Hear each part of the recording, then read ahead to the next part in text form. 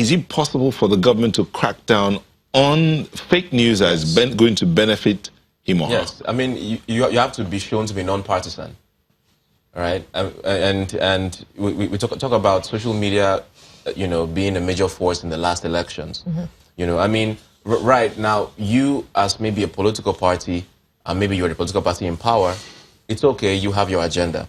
But if the fake news presented as crime, if it's to your advantage, will you have the will to crack down on it?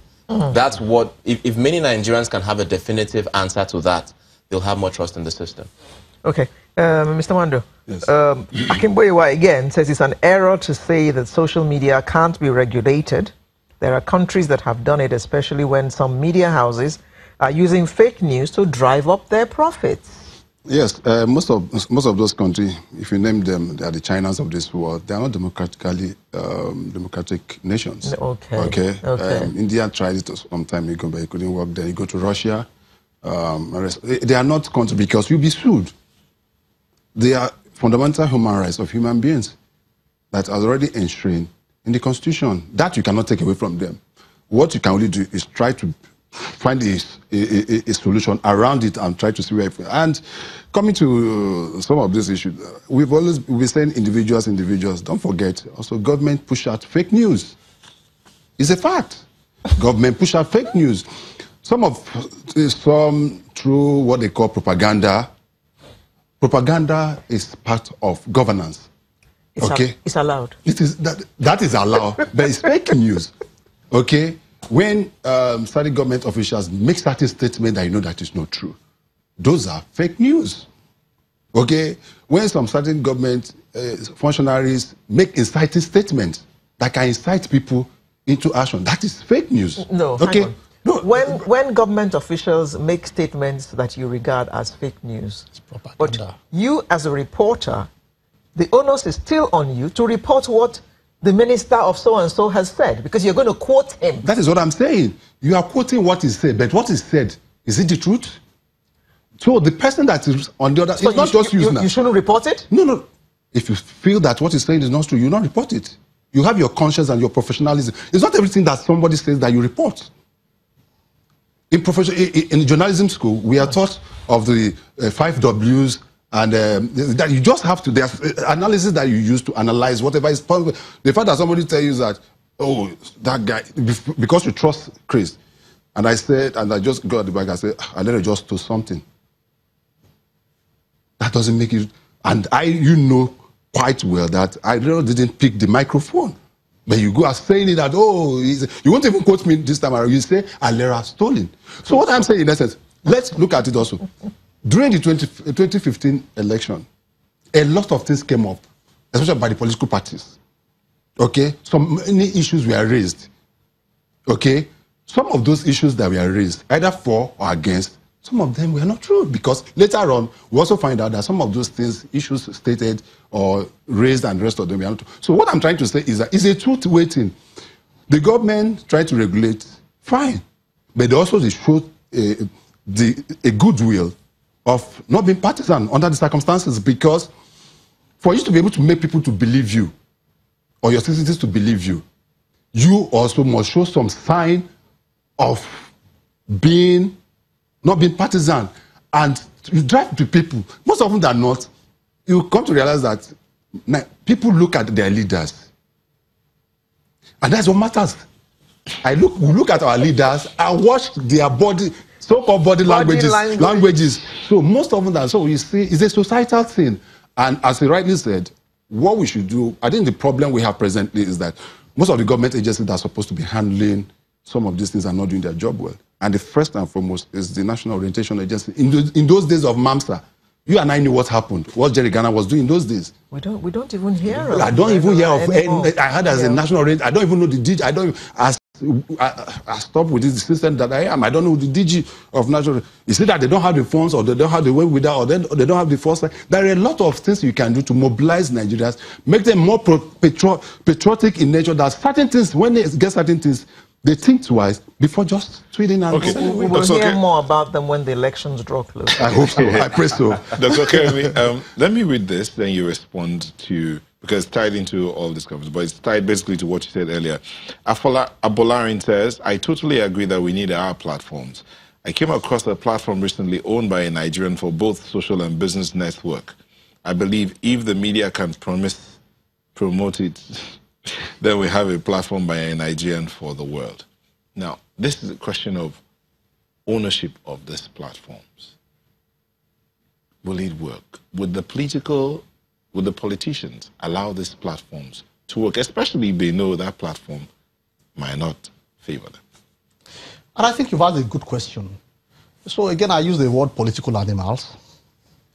No, political animals, social animals. Well, I said social animals, so I will use political animals this time around. And it's not derogatory, because we are human beings. We want to feather our own nests. We're actually animals. Yes, absolutely. Integrated science taught us that. Absolutely. So human beings naturally want to feather their nests. But those that are promoted to leadership level go beyond understanding just their good. They get their good from the good of all. But in doing that, it's not beans. It's a lot of hard work.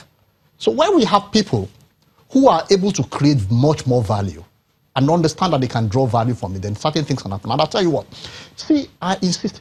Let's even talk about security. How secure are we? I mean, once I was talking to some very senior person in the foreign nation. Guess what she said to me? I was very unhappy, but it's the truth. She said, Nigeria, what do we have to spy? We don't have anything to spy in Nigeria. Yes, because everything is in the open. Our presidential villa, who has the blueprint of the presidential villa? Is it in the hands of Nigerians? And yet we claim we have sovereignty? Look, we've got to be jokes as people. And when you start at that level, we've got to stop being a joke. Well, if we want to then move forward, we have to stop being jokes and understand that we need to get down to develop. And when you want to develop, it has costs. It has emotional costs. It has intellectual costs. It has financial costs. As long as we want to continue to consume what the rest of the world produces, it's a picture of a country that's going nowhere. Mark my words. It is 100% possible for Nigerians to deliver platforms. So we talk about Facebook, talk about Twitter, talk about everything. It's software. What is the ingredient of software? Intellectual capital. End of story. Are we saying that Nigerians do not have the intelligence of Americans or Japanese? No. You and I know the answer is no. We have people that went to all the top schools in the world and we knew what our classes were. And you hear stories of Nigerians all over the world doing great and mighty things. You heard the story of a doctor that made a child become born again without accepting Jesus. I mean, taking the child out of the mother's womb, operating on the child and putting the child back. Nigerian. Someone that's known. But why is it that we do not do things in Nigeria? However, there's hope. When we have leaders, because these things happen from the leadership, we was talking about body language. There are certain things that just have to be set in place. And when we set them in place and we decide as a people that we will produce what we consume, we will consume what we produce, you know the beautiful part of it? Our population is good. That's what China did. So we start producing for ourselves first. When we consume it, we test it, we make it good for ourselves, then you would realize that these things can be sold to the rest of the world. That's what China did. John, the narrative of fake news is skewed to discredit social media. While it has its negatives, social media has done this nation a lot of good. The mainstream media and government have for decades misinformed, underinformed, and deceived Nigerians. Social media came to the rescue. Korede Oludio. Well, I think it's overreaching to say social media came to the rescue. Right? People who put out the news from mainstream media, they're just people, right? And people who put out news on social media, they're also people, all right? So even those mainstream, they are even, I think, more trustworthy because they are subject to scrutiny.